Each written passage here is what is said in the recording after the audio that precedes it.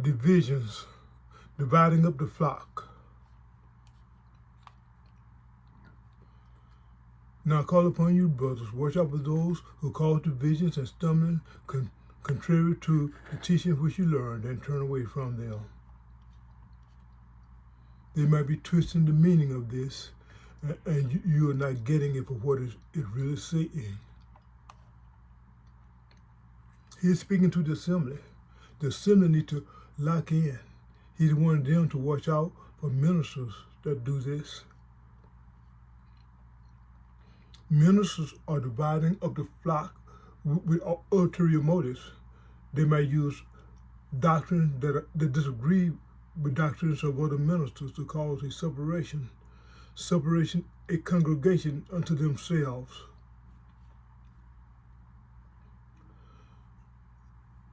Then they identify this broken off portion as their personal flock. They're causing divisions that are not Bible-based, divisions with no biblical grounds, divisions that break off pieces of the flock.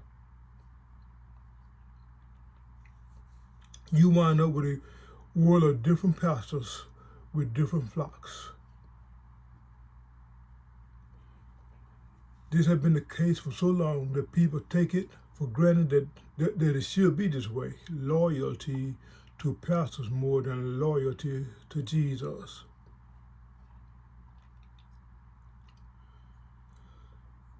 Divisions in the church should be divisions in the assembly. Now I beseech you, brethren, by the name of our Master Yeshua, Messiah, that we all speak the same thing, and that there be no divisions among you, but that ye be perfectly joined together in the same mind and in the same judgment. Jesus wants us to be joined together rather than divided up between different pastors. For it has been declared unto me of you, my brethren, by them which are of the house of Chloe, that there are contentions among you. Now this I say, that every one of you says, I am of Paul, and I of Apollos, and I of Cephas, and I of Christ. Is Christ divided? Was Paul crucified for you, or were ye baptized in the name of Paul? People in assemblies love to close their eyes and blindly trust ministers, especially their own ministers, and especially ministers of their own religious group.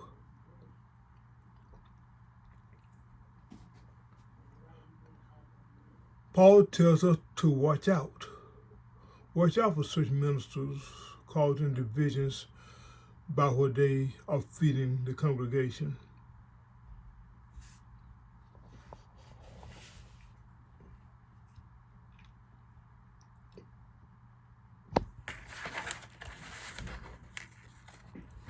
It draws away disciples unto them and away from the body of those who are supposed to be all joined together.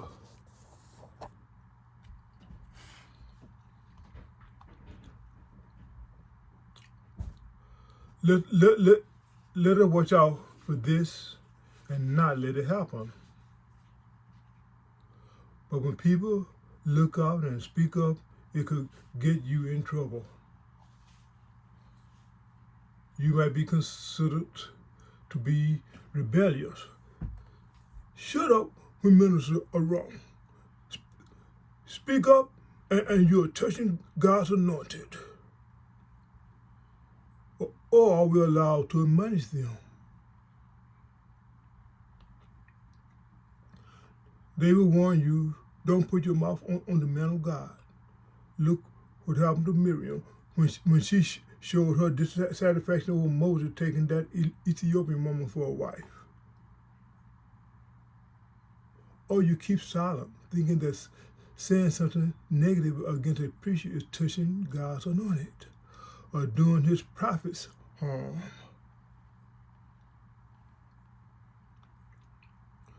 so they slide, and the assembly suffers. Is the assembly worth looking out for? Should the assembly be devoured by one man's error, or by one man's wrongdoing, or by a man's false teaching? Are we commanded to let the sheep be devoured while the wolf reigns?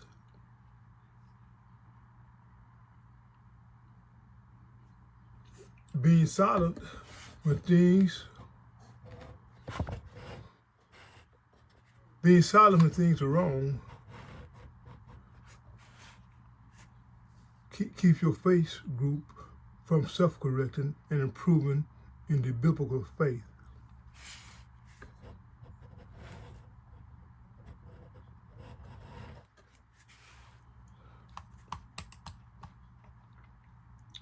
Therefore, the errors in faith groups continues, passed down over generations. Correction often results in people departing. A new group has to form in order to embrace that correction. The former group continues on without improvement.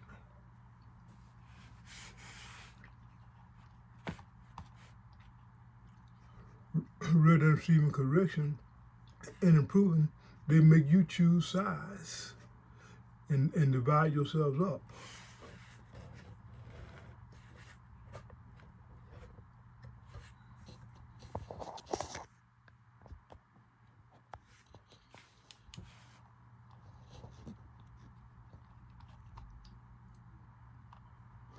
Paul is telling us to watch out for ministers who cause divisions and stumbling contrary to what we have learned from the apostles and turn away from them. Some people do turn away from them when they wake up, and those who wake up and don't turn away from them get excommunicated or expelled and shunned because they open their mouth. This shunning is causing division by dividing the believers from one another. Weaponizing misunderstandings. Suppose a pastor is using the King James Version where the instructions are unclear. King James Version, Romans 16:17. Now beseech you, brethren, mark those which cause divisions and offenses contrary to the doctrine which you have learned, and avoid them. It says mark, where it should really say watch out for. Watch out for who? Those ministers. It says offenses, where it should really say stumbling. You think that offenses is referring to offenses in the same sense that we are used to, you are mistaken. An offense, such as we see in this passage, is a cause of stumbling.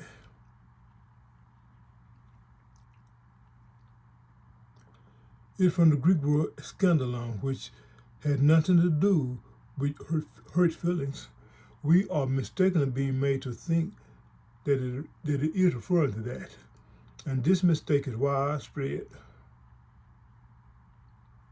It gets weaponized and used to teach the assembly to shun people who wake up and speak out. Speaking out may cause someone to see authority in a negative light.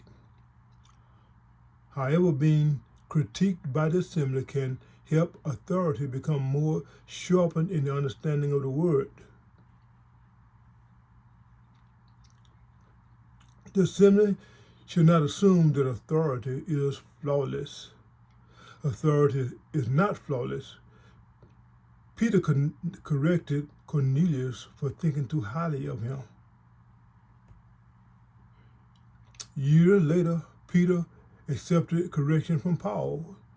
The apostles did not make themselves so high. We are to look out for one another, including our brothers who are in authority, and they can be corrected. All men must be corrected. Divisions are happening. Men will arise even from among us and draw away disciples to them.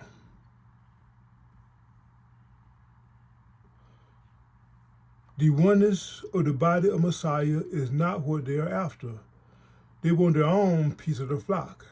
They want their own flock. This is normal in this world. It is normal in this world for a pastor to have his own flock.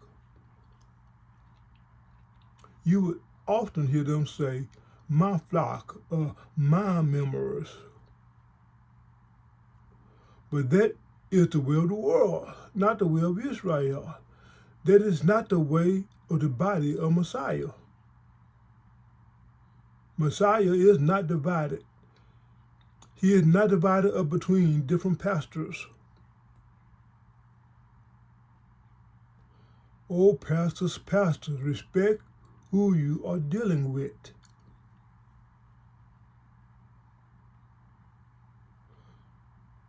Don't let men control you, feeling like they are entitled to whatever congregation they are over. A man is jealous over a congregation as if that congregation belongs to him. This division is not going to continue. We are warned to watch out for those who are dividing us. But who is causing division?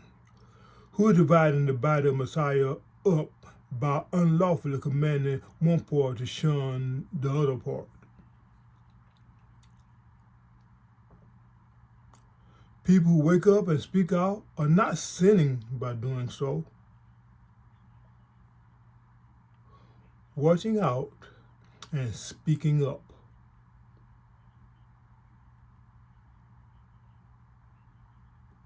One person announced that it is a sin to turn a trespass offering into money. He was informed that he was now unwelcome to come to the assembly.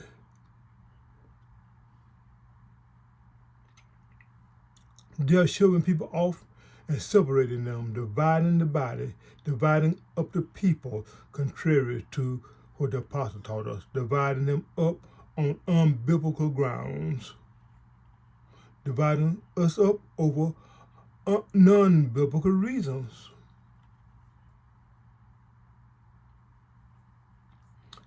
This person told that he was unwelcome because he told the truth.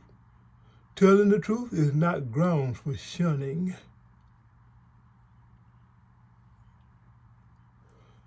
The person who wanted the $5,000 for a trespass offering is the one who was sinning. The assembly is supposed to be able to speak up in such cases.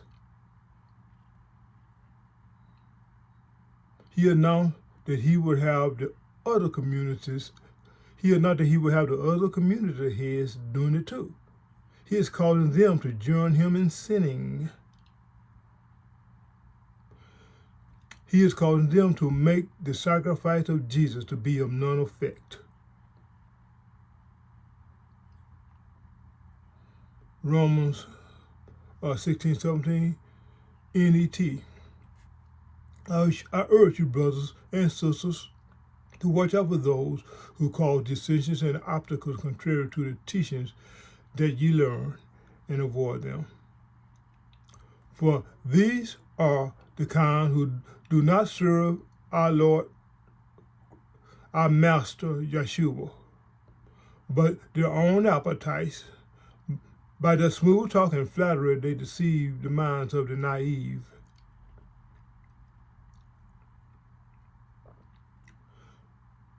They even use such techniques to produce mental slavery. You slave for them.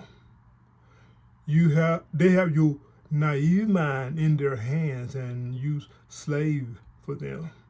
You see yourselves as their flock.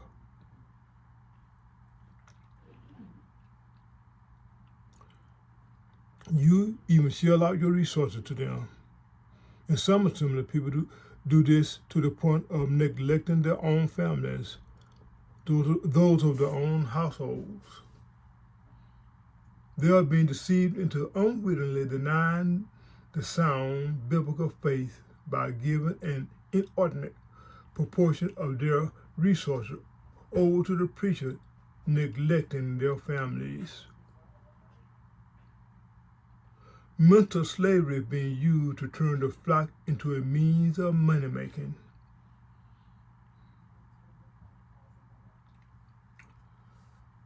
Second Peter 2:2.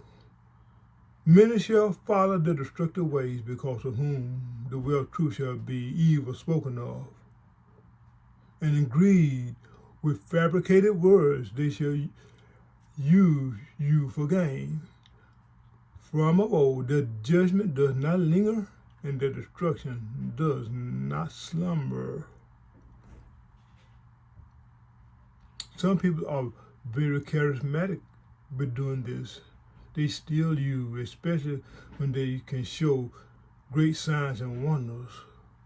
They steal your mind. They steal your heart through your misunderstanding. But Jesus taught us to not close our eyes just because we see great signs and wonders. Matthew 7:15. But beware of false prophets who come to you in sheep clothing, but inwardly they are savage wolves.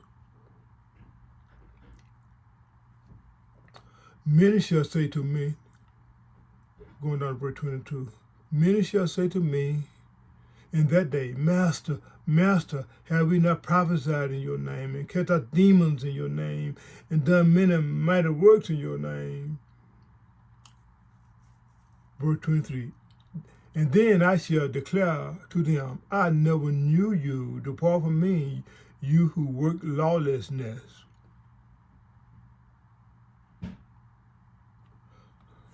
The universal mindedness that we are all collectively the body of Messiah has escaped us.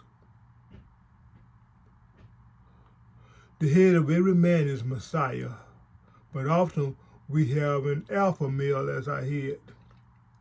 Beta male serving under an alpha male.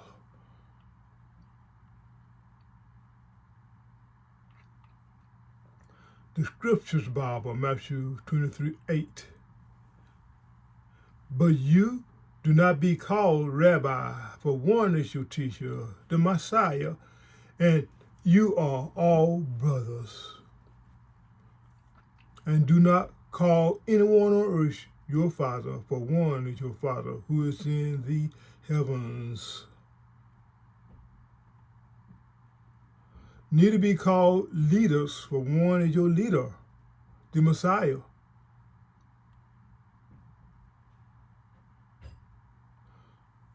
But the greatest among you shall be your servant. And whoever exalts himself shall be humbled, and whoever humbles himself shall be exalted.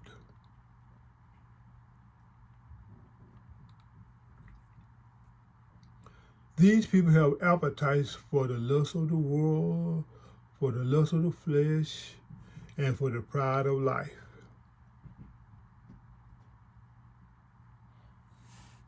Splitting up the assembly for unbiblical reasons serve their selfish purposes. It keeps the mouths of the awake from speaking in the ears of the naive.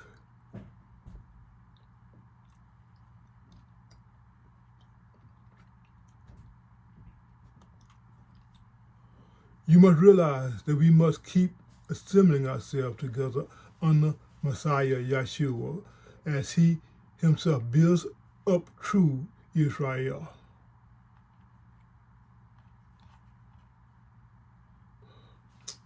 Yahweh's flock does not belong to a man or to different men.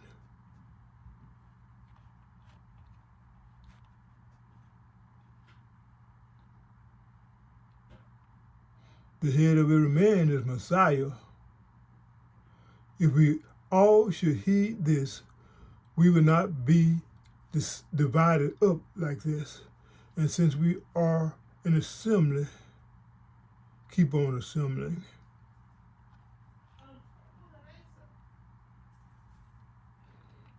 Matthew 3:16.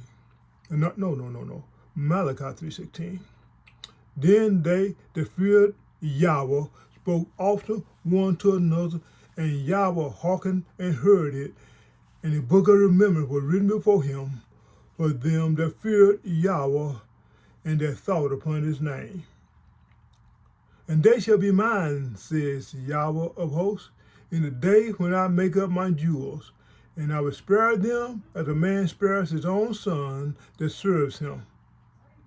Then shall ye return and discern between the righteous and the wicked, between him who serves Elohim and him that serveth him not.